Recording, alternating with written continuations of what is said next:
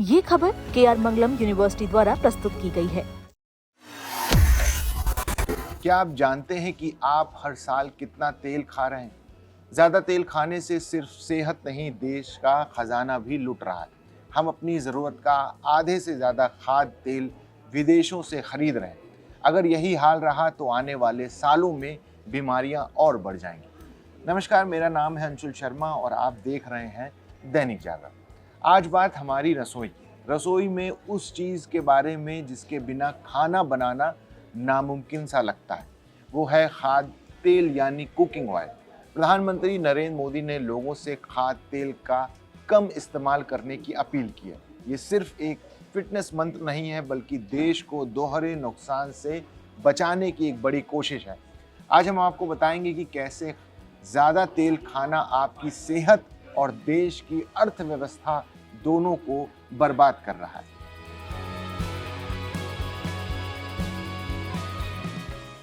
आज भारत में खाद्य तेल का इस्तेमाल एक बड़े संकट का रूप ले चुका है। आंकड़े बताते हैं कि देश में प्रत्येक व्यक्ति औसतन प्रतिवर्ष 20 किलोग्राम खाद्य तेल का इस्तेमाल कर रहा है। ये संख्या बेहद डराने वाली है। अगर हम विश्व स्वास्थ्य संगठन यानी WHO के मानकों को देखें तो उनके अनुसार प्रति व्यक्ति प्रति वर्ष सिर्फ 12 से 13 किलोग्राम तेल की खपत ही सुरक्षित मानी जाती है। इसका सीधा मतलब ये हुआ कि हम तय मानक से बहुत ज़्यादा तेल खा रहे हैं। ज़्यादा तेल खाने का ये शौक हमारे शरीर के साथ साथ देश की जेब पर भी भारी पड़ रहा है।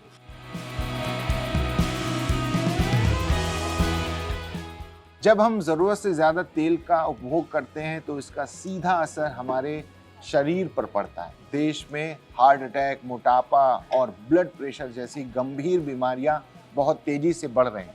इस पूरी स्थिति में सबसे चिंताजनक बात यह है कि हमारे देश में सबसे ज़्यादा आयात पाम ऑयल का होता है।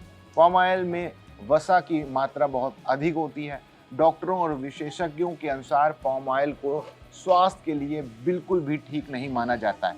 इसमें मौजूद भारी वसा दिल की बीमारियों के खतरे को कई गुना बढ़ा देती है, जो आज हर घर की कहानी बनती जा रही है।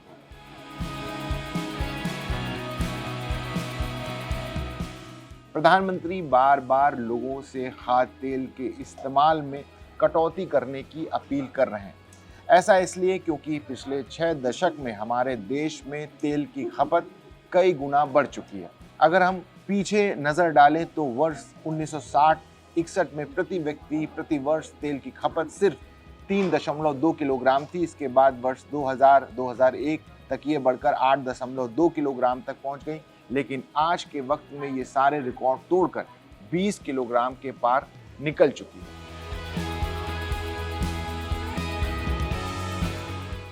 अगर हमारे देश में तेल खाने की यही रफ्तार जारी रही तो आने वाला वक्त भविष्य और भी ज़्यादा संकट से भरा हुआ है। अनुमान लगाया गया है कि वर्ष 2028 तक भारत में प्रति व्यक्ति तेल की खपत बढ़कर 25 किलोग्राम तक पहुंच सकती है। इतना ही नहीं, वर्ष 2038 तक यह आंकड़ा बढ़कर 40 किलोग्राम प्रति व्यक्ति तक पहुंच सकता है। ये स्थिति बहुत ही ज़्यादा चिंताजनक है, क्योंकि भारत को अपनी इस बढ़ती मांग को पूरा करने के लिए विदेशों पर निर्भर रहना पड़ता है।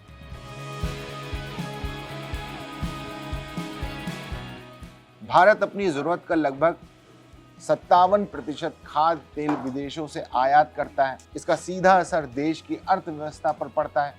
इस भारी आयात को पूरा करने के लिए देश को प्रति वर्ष लगभग 1.5 लाख करोड़ रुपए से अधिक की बड़ी रकम खर्च करनी पड़ती है। देश का ये कीमती पैसा विदेशी मुद्रा के रूप में बाहर चला जाता है। अगर हम घरेलू स्तर पर तेल का उत्पादन बढ़ा लें या अपनी आदतों को सुधार लें तो देश के इस 1.5 लाख करोड़ रुपए को बचाया जा सकता है।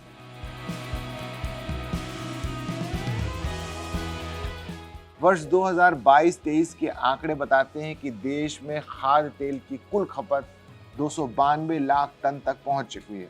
इसके मुकाबले हमारे देश का घरेलू उत्पादन सिर्फ 126.9 लाख टन ही था। इस बड़े अंतर को पाटने के लिए भारत को 165 लाख टन खाद्य तेल का आयात करना पड़ा। उपभोक्ता मंत्रालय के अनुसार इस आयात में सबसे बड़ा हिस्सा पाम ऑयल का है, जो 103.9 लाख टन रहा। इसके अलावा 39.6 लाख टन सोयाबीन तेल और 21.45 लाख टन सूरजमुखी का तेल खरीदा गया।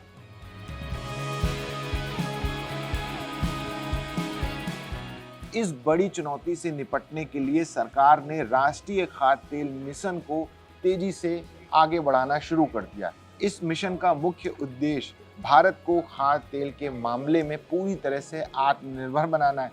इसके तहत देश में तिलहन का उत्पादन बढ़ाने, किसानों को बेहतर किस्म के बीज उपलब्ध कराने और प्रति जमीन पर तिलहन की खेती को बढ़ावा देने के काम को तेजी से शुरू किया गया ताकि विदेशों से तेल ना मंगाना पड़े।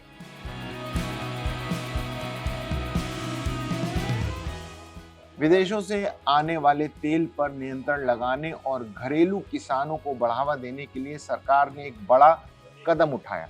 सरकार ने खाद्य तेलों पर आयात शुल्क को काफी बढ़ा दिया है। कच्चे पाम, सोयाबीन और सूरजमुखी के तेल पर सीमा शुल्क 5.5% से बढ़ाकर 16.5% कर दिया। इसके साथ ही रिफाइंड तेलों पर यह शुल्क 35.75% तक पहुंच गया है। सरकार का मानना है कि इस कदम से हमारे स्थानीय किसानों को फसलों की बेहतर कीमत मिलेगी और विदेशों से होने वाले आयात पर देश की निर्भरता कम होगी। इस पूरी समस्या का समाधान सिर्फ सरकारी योजनाओं में नहीं, सरकार भले ही टैक्स बढ़ा दे या नए मिशन शुरू कर दे, लेकिन जब तक हम अपनी खान पान की आदतों में बदलाव नहीं करेंगे तब तक ये संकट दूर नहीं होगा। हमारा पारंपरिक संतुलित आहार ही हमें इन बढ़ती बीमारियों और देश को भारी आयात बिल से बचा सकता है। तेल का इस्तेमाल कम करिए, स्वस्थ रहिए और देश को भी मजबूत बनाइए। अगर आपको ये जानकारी महत्वपूर्ण लगी हो तो वीडियो को लाइक और शेयर करना ना भूलें। देश और दुनिया की बाकी खबरों के लिए देखते रहिए दैनिक जागरण। साथियों, सिर्फ ईंधन ही नहीं, खाने के तेल पर भी देश की बड़ी विदेशी मुद्रा खर्च होती है। अगर हम थोड़ा संयम बरतें, तेल की खपत कम करें, खाने के तेल की, तो इससे देश और हमारी सेहत दोनों को लाभ होगा। और सूरत वालों को मैं खास कहता हूं,